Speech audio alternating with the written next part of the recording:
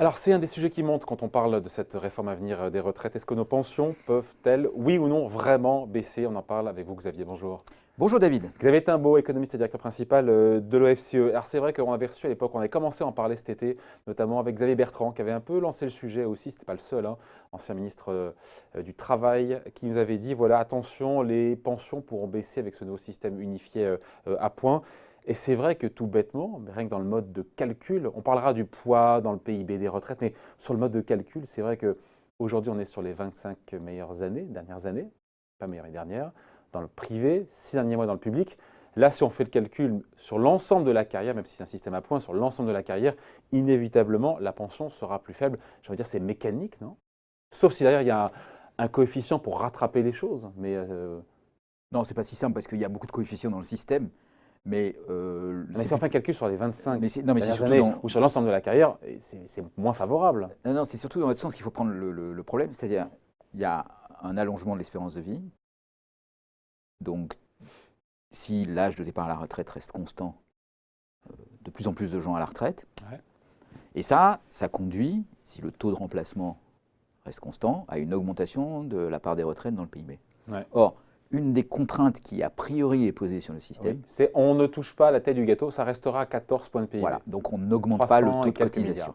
Donc, comme on n'augmente pas le taux de cotisation, ensuite, le système il est sous contrainte. Donc, soit, si vous voulez maintenir la part des retraites constante dans le PIB et que l'espérance de vie continue d'augmenter, soit vous... Ce sont les plans du gouvernement, si on a bien compris entre les lignes, à savoir conserver, avoir un poids des retraites dans le PIB de 300 et quelques milliards, 14 points de PIB, en faisant fi, encore une fois, de la démographie du vieillissement. On aura beaucoup plus de seniors dans 20 ans qu'on en a aujourd'hui. Il y a des chiffres très clairs là-dessus. Hein.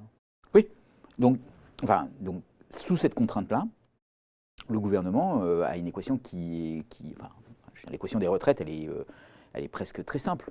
Je veux dire, si on veut maintenir le poids des retraites et que le temps passé à la retraite augmente, nécessairement, il y aura une baisse du taux de remplacement. Alors attention, hein, ce n'est pas une baisse des pensions, c'est une baisse du taux de remplacement. Ce n'est pas tout à fait pareil. Ouais, enfin, qui mène à une baisse des pensions. Pas nécessairement. On peut avoir une baisse du taux de remplacement et malgré tout des pensions, par exemple en euros, qui restent constantes. Et comment il fait l'autre là pour arriver à ça? Pour arriver à ça, il faut que les salaires augmentent. Enfin, je veux dire, oui, les salaires continuent d'augmenter. Donc, comme le taux de remplacement, c'est le ratio avoir un gâteau, entre les un gâteau de taille équivalente avec plus de gens pour manger du gâteau, on voit bien que les parts sont plus petites. Les parts sont plus petites. Alors après, une autre solution qui est quand même contenue dans le système et dans la réforme du système à points, c'est de retarder le départ à la retraite. Donc ça, c'est le système de la décote, de la surcote. C'est l'âge pivot qui permet de... C'est revenu un peu ou pas dans le débat? J'ai vu les extraits rapidement, encore une fois, du débat du président à Rodez.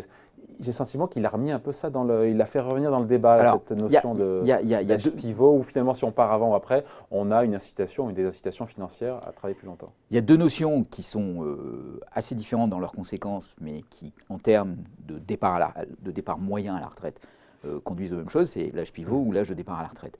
Alors, apparemment, ce qui n'est pas fermé dans le débat, c'est de savoir est-ce que ça va être plutôt l'âge pivot ou est-ce que ça va être plutôt le départ moyen à la retraite, l'âge de départ à la retraite. Alors, l'âge pivot, ça avantage les gens qui ont des carrières longues, ça avantage plutôt les cadres et les gens qui ont des carrières complètes. L'âge minimal de départ à la retraite, ça avantage plutôt les gens qui ont des carrières heurtées, on pense aux femmes par exemple, ou qui ont eu des carrières longues. Donc, il y a un débat là-dedans, mais globalement, ce débat se rejoint sur un point, ces deux propositions se rejoignent sur un point, qui est de travailler plus longtemps, retarder le départ à la retraite. Donc on comprend que la taille du gâteau qui devrait rester équivalent, si on a bien compris. Au contraire, je reviens à ma question sur l'idée du mode de calcul des pensions. 25 dernières années dans le privé, on met de côté le public, encore une fois, ensemble de la carrière, c'est moins favorable, puisqu'en théorie, on gagne mieux sur ces 25 dernières années que sur l'ensemble de la carrière, on commence à un salaire qui est plus bas. Ça dépend beaucoup du taux de rendement interne, en fait.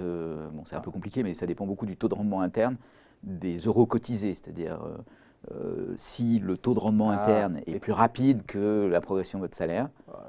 mais c'est l'usine à gaz, ça. Hein. Mais c'est pas une usine à gaz, c'est que c'est une logique différente. Donc, en fait, c'est un peu compliqué parce que le passage à un taux de rendement plus toutes les donc plus de prise en compte des derniers salaires ou des 25 dernières années ou des 25 meilleures années, en fait, ça va avantager plutôt ceux qui ont eu des carrières plutôt pas rapides par rapport à ceux qui ont des carrières très rapides. Et donc là, on se dit que pour le coup, c'est redistributif. Donc là, c'est plutôt redistributif. Alors, ceci étant dit, l'uniformisation des systèmes de retraite a des effets puissamment redistributifs en désavantageant beaucoup, a priori, les fonctionnaires, et en particulier les fonctionnaires de la fonction publique hospitalière et de l'éducation nationale, c'est-à-dire ceux qui n'ont pas de primes, qui seront prises en compte dans le schéma. Et donc ceux-là sont très désavantagés par le système. Alors, il y a des négociations en cours avec les fonctionnaires, parce qu'évidemment, tout le monde s'en rend compte de tous ces petits détails qui sont d'importance. Et donc, chacun va demander une compensation. Alors, comment elle va être attribuée? Vous voyez, c'est un peu contradictoire d'avoir un système universel et de commencer à attribuer des clauses d'exception. On veut virer les régimes spéciaux, mais en même temps, on remet de l'exception. Alors juste, on voyait le président, c'est intéressant parce qu'on a vu le président chercher clairement à rassurer lors de ce débat sur les retraites à Rodez. Les sondages sont clairs, pour l'instant, il n'y a pas du tout de soutien des Français sur cette réforme.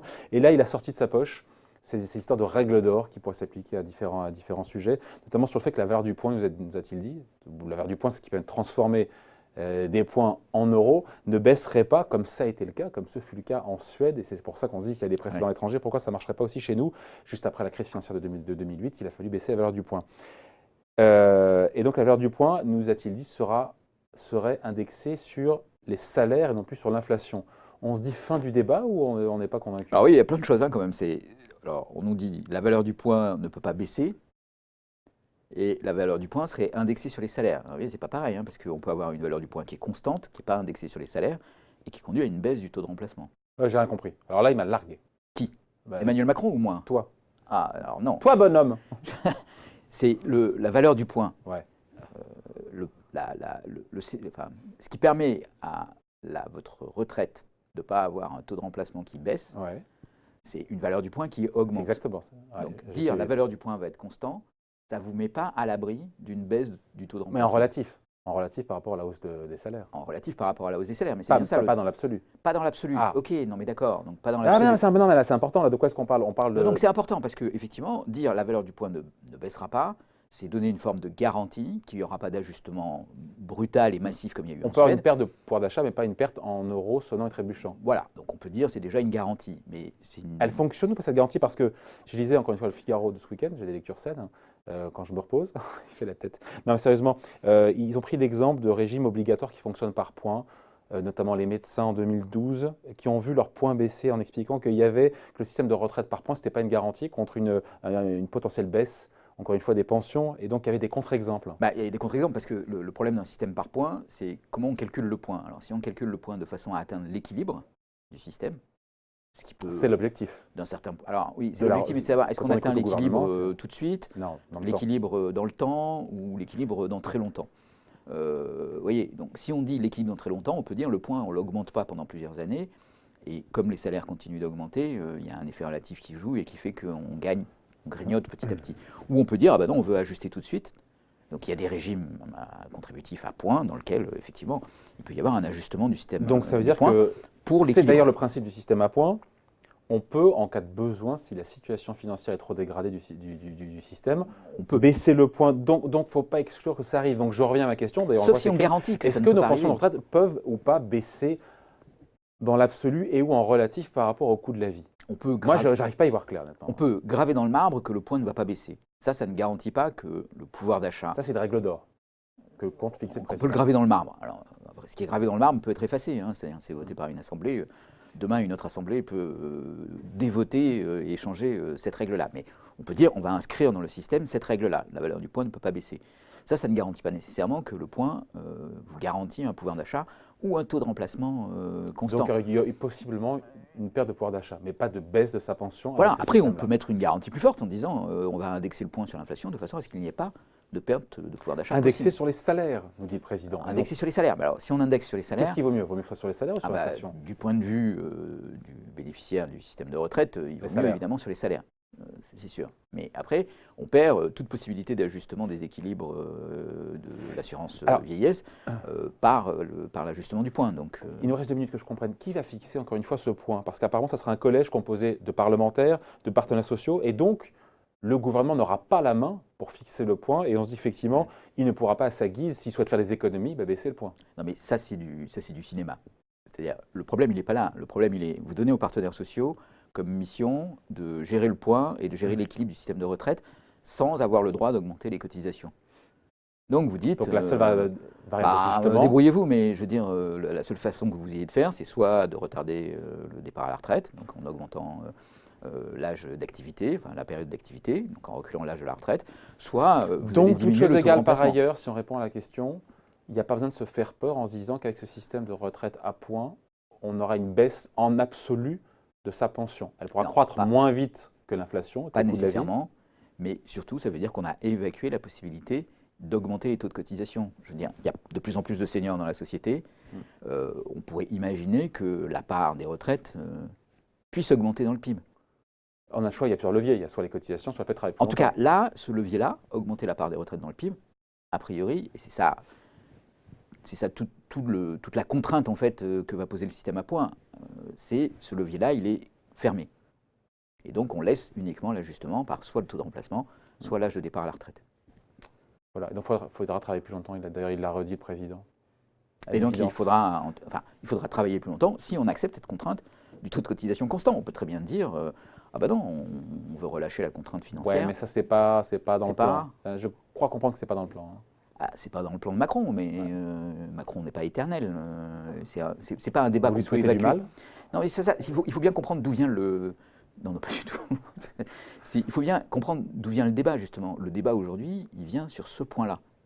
Quand on se pose la question de savoir... Mais légitime, débat il est tout à fait légitime. Et donc, c'est pour ça que s'engager dans le débat des retraites en disant « ça, c'est verrouillé », parce qu'on a décidé que la part des retraites dans le PIB ne pouvait pas augmenter. C'est un choix de politique fort de dire voilà, le seul levier sur lequel on pourra bouger, ça sera finalement pour chacun, d'ailleurs, qui choisira de partir. Mais c'est pas transparent dans le débat sur les retraites. C'est là où... On est au début du débat. Ouais, on est au début du débat et le débat ne se déroule pas nécessairement comme il avait été prévu par ceux qui l'ont initié. Exactement. Allez, merci pour ces explications. Signé Xavier Timbaud, économiste et directeur principal de l'OFCE. Merci Xavier. Merci David.